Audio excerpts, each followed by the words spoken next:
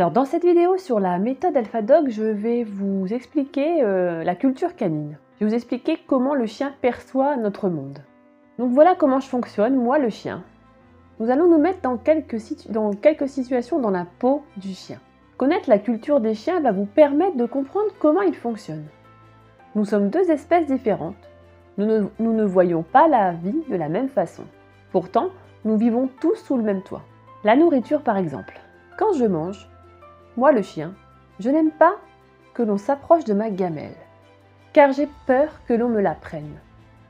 Donc souvent, je peux grogner quand une personne passe à côté de ma gamelle, surtout quand c'est super bon. Les lieux de couchage. Quand je dors, moi le chien, j'aime être tranquille également. Donc si j'ai accès au canapé, il faut accepter que je ne sois pas toujours content que l'on me dérange. Certains jours, je serai plus ou moins de bonne humeur, comme vous les êtres humains. En balade, l'être humain se promène pour se dégourdir, pour flâner, il marche droit. Et moi, quand je me promène, le chien, j'ai besoin de pouvoir renifler le sol pour m'informer des nouvelles quotidiennes laissées par les autres animaux, appelées les phéromones. Je ne marche pas droit car je renifle. J'ai également besoin de trottiner pour libérer mon énergie débordante. Quand je rencontre un congénère, quand nous ne connaissons pas les personnes, on aurait tendance à les éviter également et garder nos distances dans un premier temps, alors que nous demandons souvent à notre chien d'être sociable avec tout le monde et très rapidement.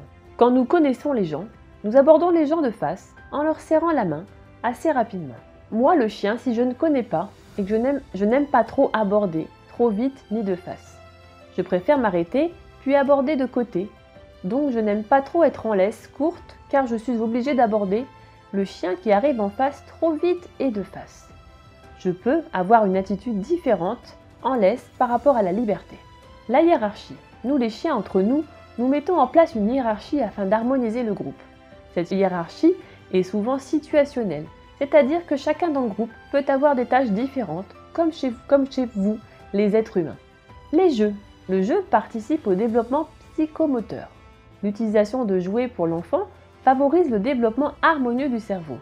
L'utilisation de jouets pour le chien peut provoquer une hyperexcitabilité qui va empêcher l'acquisition des autocontrôles et nuire au bon fonctionnement du cerveau du chien. Pour la protection du territoire, nous les êtres humains protégeons notre territoire avec des clôtures, des barrières et des alarmes. Et ben moi le chien, quand je vois quelqu'un s'approcher du territoire, j'aboie pour le faire fuir. Et en général, cela fonctionne. Voilà, vous avez un petit peu une notion de la culture canine, pourquoi nos chiens fonctionnent comme ça.